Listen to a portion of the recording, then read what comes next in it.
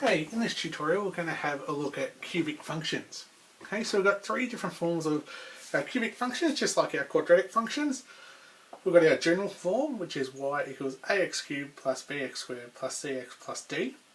Okay, if a is greater than 0, then our function is going to look like this. Okay, that's a bit of a form of one of our cubic functions. If a, however, is less than 0, so it's a negative value there, it's going to look like this. Okay, so if we're talking about our gradients, like we're going running a bike and we're going uphill, so it's a positive gradient to start off with, going across here, positive value. Negative gradient, like we're riding downhill, it's going to be negative value. Okay, and D gives us our y-intercept. Okay.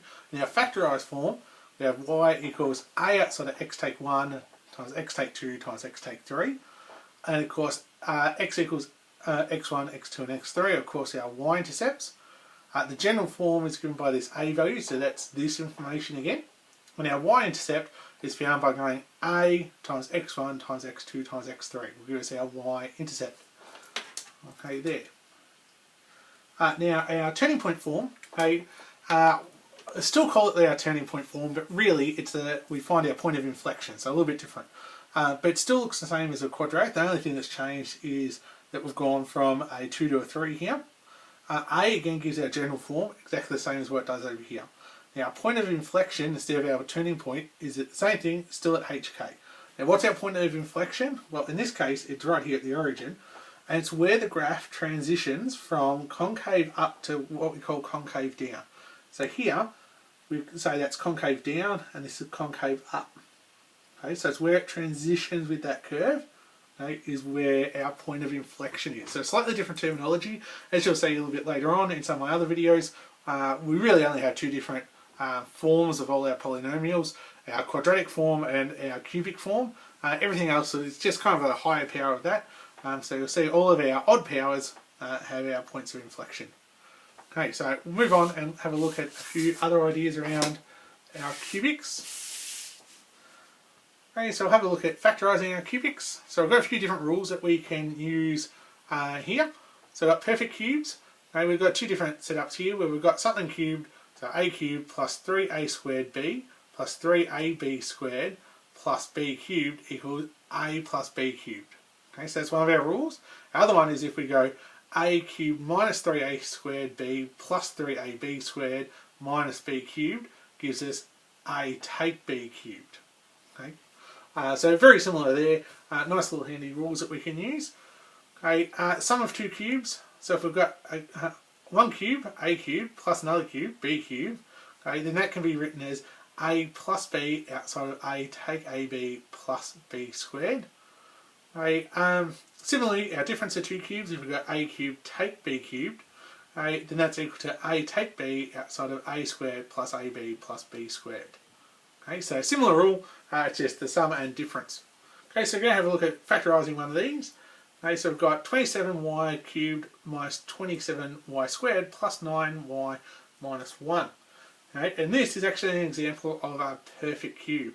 Okay, so what we look at here is we're going to look at having 3y and 3y and 3y are all things that work out quite nicely here. Okay, so if we have 3y cubed, okay, well that's what we get here, because we cube 3 we get 27, cube y we get y cubed. So that works.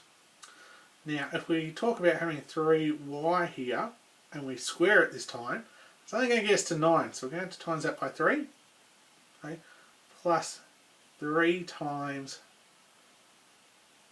3y, okay, minus, we actually have another cube here which is 1. Okay, so we've actually got something going on here that's working pretty well for us. Okay, so what we need to look at now is looking at our perfect cube. So let's have a look at what we've got here. Okay, we've actually got a being 3y and b being 1. Okay, we still have 3, that's our 3 there, our a squared times b, which is really our 1 in there, and then we've got 3 times our 3y times b squared, well that could be thought of as 1 squared in there. And so really we've got this situation here. So this is going to be equal to our a value, which is 3y, minus our b value, which is 1 squared. Okay, so there's one of these cases there. Okay, we can also do these nice little techniques called factorizing by grouping. Okay, so what we do here is we've got an example here where we're going to group these two terms and these two terms together. Now grouping can work well, but sometimes it's a little bit tricky to realise that you could actually do it. I wouldn't be surprised if you looked at this and gone, I'm going to jump straight into division of polynomials. Okay? But what we can actually do here is if we take out 4 here as a common factor, we're left with x take 3. Okay? Sorry, this should be 3 here. Okay, because what we can do here is we can also take out x squared, but you're left with x take 3. So, and I realised I made that mistake straight away because the whole point of this is, see, we end up with this same term here, this x take 3. Okay, that had to be there, so that's why I knew I'd accidentally mucked up there. Okay, so now that we've got this x take 3 in both this group and that group, we can actually take that out as a common factor and say that we've got x take 3 as one factor and x squared plus 4 as another factor. Okay, so there'd be our 2 factors there. Okay, and we're factorised, which works out quite nicely. Okay, the other thing that we can do here is this one. Okay, so we've got x squared minus z squared plus 4x plus 4. What we can actually do here is say that we've got x squared plus 4x plus 4 minus z cubed. And what we're going to actually do now is say that we've got this group and this group. Right, which is going to say this is one group. So that's a square, not a cube. Now here we've actually got a perfect square. So you can actually say this is x plus 2 squared minus z squared. Now we've actually got the difference of 2 squareds here. So we can actually say we've got x plus 2 plus z and x plus 2 take z. Okay. If you're a little bit rusty on your difference of 2 squareds, that's in one of my videos around quadratics if you want to have a look at that. Okay, other way that we can have a look at our cubics is factorising and solving cubic via division of polynomials. Now I have a whole other video about division of polynomials, so if you're really not that sure about it, I'd probably have a look at that in-depth video, but we'll do one here. Okay, so I'm actually going to say this is equal to 0. We actually want to solve this. Okay, well, the first thing we need to do is find a factor. Okay, so we need to be able to substitute in here for x some number which will actually make this true and equal 0. Okay? Now, in the scope of the course, the numbers you should be looking at is really -2, -1, 1 and 2. Okay? If they don't pan out for you, then I'd look at doing maybe -3 and 3. Obviously start with 1 and -1 first because they're the easiest, and so work your way out. Okay? You're not going to get ones on the SACA exam which are going to be like 4 or 5 or something like that, or some other bigger number, because it's going to take you too long to actually figure it out. So if we start in 1 here, we can actually see, well, 1 cubed is 1, 1 squared is 1. Take 26 times 1, well, that's 26, plus 24.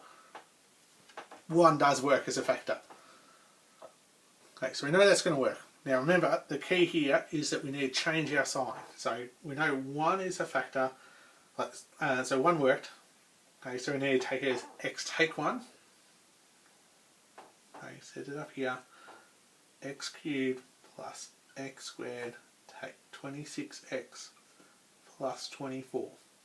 Okay, now remember, this will be reasonably straightforward, this one. So we should be going, how many x's go into x cubed? Well, or if we divide x cubed by x, what are we left with? X squared. Multiply back through, x squared times x is x cubed. X squared times -1 is -x squared. Bracket, bracket, take away, line underneath. X cubed takes x cubed is 0, that's what we want. X squared take -x squared will give us 2x squared. Remember, bring everything else down. 26x plus 24. Okay, it's a new question now. 2x squared divided by x will leave us with 2x. Multiply back through. 2x times x is 2x squared. 2x times -1 is -2x. Bracket, bracket, take away, line underneath. Okay, do the subtraction. Okay, 2x squared, take 2x squared is 0 like it needs to be. Negative 26x, take negative 2x will give us negative 24x plus 24. Okay, then what do we need to do? Well, we need to do it again. Negative 24x divided by x will leave us with negative 24. Okay, multiply back through. Negative 24 times x will give us negative 24x. Okay, and negative 24 times negative 1 will give us positive 24. Bracket, bracket, take away, line underneath. Negative 24x, take negative 24x will give us 0. 24, take 24 also gives us 0. So we know that's right. So far we are at 0 equals x, take 1, and then we're left with x squared plus 2x, take 24. Okay, now we need to look at our factorising this. Okay, so factors of 24 that add to 2, because it's negative, we know one has to be negative and the other one positive. Because this one is positive, we know the larger our two factors have to be positive. So our options, of course, for 24 are 1 and 24, 2 and 12, 3 and 8, 4 and 6. And the ones that are 2 apart are going to be 4 and 6. So you can see, as we said, our larger has to be positive, so it must be x plus 6 and x take 4. Right, now you could be right in thinking, oh, factorise it, I'm done. But remember, we're solving for 0, so we need to remember to do that. So therefore, x equals 1, x equals negative 6, and x equals 4. All of those are from the null factor law.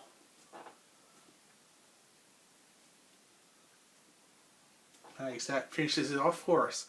So that's just a bit of an introduction to our cubic functions, some of the rules we have for factorising. In our next video we're going to have a look at how to graph our cubic functions and how to find the equation of a cubic function when we're given a graph.